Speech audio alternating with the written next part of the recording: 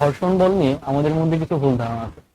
আমাদের অনেকেরই ধারণা যে ঘর্ষণ গতি ঠিক বিপরীত দিকে কাজ করে, অর্থাৎ একটা বস্তু যেদিকে গতিশীল ঘর্ষণ বলটা ঠিক তার বিপরীত দিকে কাজ করে। এই কথাটা আসলে পুরোপুরি সত্য না। কিভাবে সত্য না সেটা আমরা আজকে দেখব। তো আমরা যখন রাস্তার উপর হাঁটি, রাস্তার উপর যখন এই ধরলো আমাদের রাস্তা, তো এর উপর যখন আমরা হাঁটি, পায়ের সাহায্যে হাঁটি, তো এই যে পায়ের সাহায্যে ফোর্সটা, এই পায়ের সাহায্যে আমরা যে ফোর্সটা দিই সেটা দিয়ে হচ্ছে পিছনের দিকে, সেই ফোর্সটা দিয়ে আমরা হচ্ছে পিছনের দিকে বা বাঁকা হবে নিচের দিকে দিই।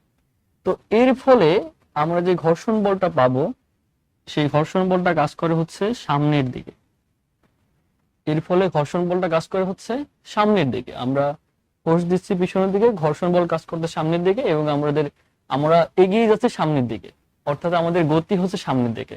আমাদের গতিও সামনের দিকে, ঘর্ষণ বল কাজ করতেছে সামনের দিকে, অর্থাৎ যেদিকে গতি সেদিকে ঘর্ষণ। অর্থাৎ আগে যে আমরা শিখতাম যে ঘর্ষণ বল ঠিক গতির বিপরীত দিকে কাজ করে, সেই কথাটা কিন্তু এখানে সত্য হচ্ছে না। তাহলে আসলে এই ঘর্ষণের দিকটা আসলে কি হবে? ঘর্ষণের দিকটা হবে এই কোন বস্তু যেদিকে পিছলাতে চায় বা যার আপেক্ষিক পিছলানো যেদিকে কাজ করে, আপেক্ষিক স্লাইডিং যেদিকে কাজ করে, ঠিক তার বিপরীত দিকে। যেমন এই ক্ষেত্রে এই আমরা যদি পা পিছলে যাই, আমাদের পিছলাতাম কোন দিকে? পিছনের দিকে। আমাদের পিছলানো হচ্ছে পিছনের দিকে, সেই জন্য ঘর্ষণ বলটা কাজ করতেছে সামনের দিকে। অর্থাৎ দুইটা তলের সাপেক্ষে আমরা কোন একটা তল যেদিকে পিছলাতে চায়, ঘর্ষণ বলটা ঠিক তার বিপরীত দিকে কাজ করে। আমরা আরো একটা এক্সাম্পল দেখতে পারি। ধরো রাস্তার উপর যখন চাকার সাহায্যে যখন একটা গাড়ি আগায় যায় সামনের দিকে, এই চাকাটার ফোর্স হচ্ছে পিছনের দিকে, নিচের দিকে এটা ফোর্স দেয়।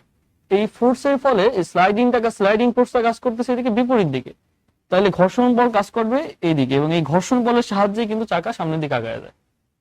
তাহলে চাকা গাড়ি আগাচ্ছে সামনের দিকে এবং ঘর্ষণ বল কাজ করতেছে সামনের দিকে।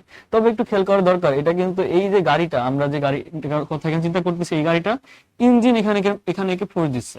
আমরা অন্য যেসব গাড়ির কথা, যেমন আমাদের পাঠ্যপুস্তকে যেসব এক্সাম্পল দেওয়া থাকে, সেগুলোর ক্ষেত্রে বাইরে থেকে একটা বল প্রয়োগ করা হয়। এই যে একটা গাড়ি ছিল, এই গাড়ির উপর 20 নিউটন ফোর্সে ধরলো আমরা সামনের দিকে টানতেছে কেউ, এক্সটার্নাল ফোর্স, বাইরে থেকে ফোর্স প্রয়োগ করা হলে সেক্ষেত্রে আমরা যে ঘর্ষণ বলটা হবে সেটা গাড়ির বিপরীত দিকে আমরা চিন্তা করি। এটা মূলত পিস্তানো ঘর্ষণের মতো কাজ করে।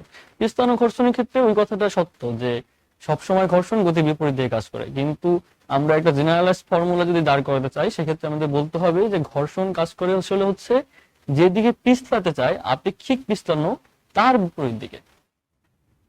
ঘর্ষণ বল নিয়ে আমাদের আরো একটা ভুল ধারণা আছে যে ঘর্ষণ বলের ক্ষেত্রে আমরা স্থিতি ঘর্ষণের ক্ষেত্রে বিশেষ করে আমরা বলি যে স্থিতি ঘর্ষণের সূত্র এফএস ইকুয়াল,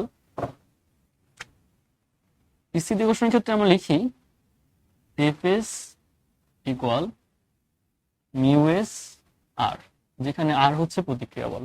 এই সূত্রটা আসলে সত্য নয়। এই সূত্রটা এখানে যে আমরা সূত্র লিখছি, এটা হচ্ছে ম্যাক্সিমাম যে আমাদের স্থিতি ঘর্ষণ আছে, সেই ম্যাক্সিমাম স্থিতি ঘর্ষণের মান, সর্বোচ্চ স্থিতি ঘর্ষণের মান। একে অনেক সময় স্থিতি ঘর্ষণের সীমান্ত মানও বলা হয়ে থাকে।